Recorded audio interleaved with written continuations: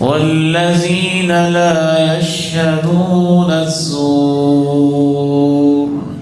وَإِذَا مَرُّوا بِاللَّغْوِ مَرُّوا كِرَامًا وَالَّذِينَ لَا يَشْهَدُونَ الزُّورَ وَإِذَا مَرُّوا بِاللَّغْوِ مَرُّوا كِرَامًا۔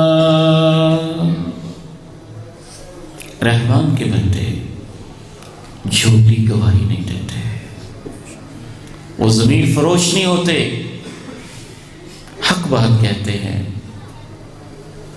چند ٹکوں کے لیے بکتے نہیں ہیں، کسی کے روب اور پریشر میں آ کے جھوٹی گواہی نہیں دیتے۔ آپ علیہ السلام تشریف فرما تھے، آپ نے اپنے صحابہ سے کہا کہ میں تمہیں بڑے گناہوں میں سے سب سے بڑا گناہ بتاؤں کون سا ہے؟ کیوں نہیں آپ فرمائیے۔ کہا اللہ کے ساتھ شرک کرنا۔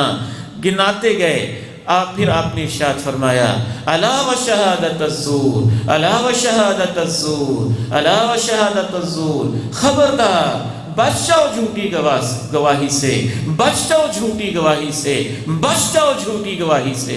صحابہ کہتے ہیں آپ نے اتنی دفعہ کہا بچ جاؤ بچ جاؤ جھوٹی گواہی سے، اور یوں سیدھے ہو کے آپ جیسے بہت ہی پریشانی میں اور بہت زیادہ توجہ فرمانا چاہتے ہو بیٹھ گئے اور یہ کہتے رہے ہم نے کہا کہ اللہ کے پیارے نبی علیہ السلام پتہ نہیں کب خاموش ہو گئے۔ جھوٹی گواہی کوئی معمولی بات ہے؟ ظالم کو مظلوم بنا دیا، مظلوم کو ظالم بنا دیا۔ آپ کی گواہی نے قاتل کو مقتول بنا دیا، مقتول کو قاتل بنا دیا، ناحق کو حق دے دیا، حق والے کا اس سے حق چھین گیا۔ آپ کے لیے ایک گواہی ہے اور اس کی زندگی کی پوری محنت ضائع گئی اور وہ پوری زندگی کے لیے خواہ مخواہ بدنام ہوتا پھرا۔ رحمان کے بندے یہ اس طرح کے غیر ذمہ دار نہیں ہوتے،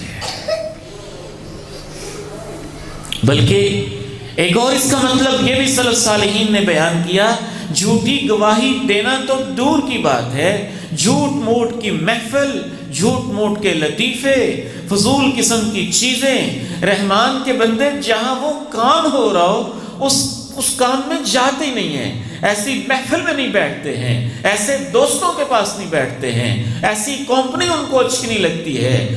بلکہ اللہ نے یہ کہا اگر کسی وقت ان کو مجبوراً وہاں جانا پڑے، گزرنا پڑے، تو سنجیدگی کے ساتھ یوں گزر جاتے ہیں۔ فیس بک، واٹس ایپ، انٹرنیٹ کی دنیا پہ آپ خیر کا کام کر رہے ہیں، فحش اشتہار آ گیا، گندی تصویر آ گئی ہے، فحش چیز آ گئی ہے، تو رحمان کے بندوں کے اوپر زبردستی ایک چیز ڈال دی گئی تو سنجیدگی سے گزر جاتے ہیں، سکپ کر دیتے ہیں، بند کر لیتے ہیں آنکھیں۔ ایسی چیزوں میں ان کو دلچسپی نہیں ہوتی، نہ ایسی محفلوں میں جاتے ہیں۔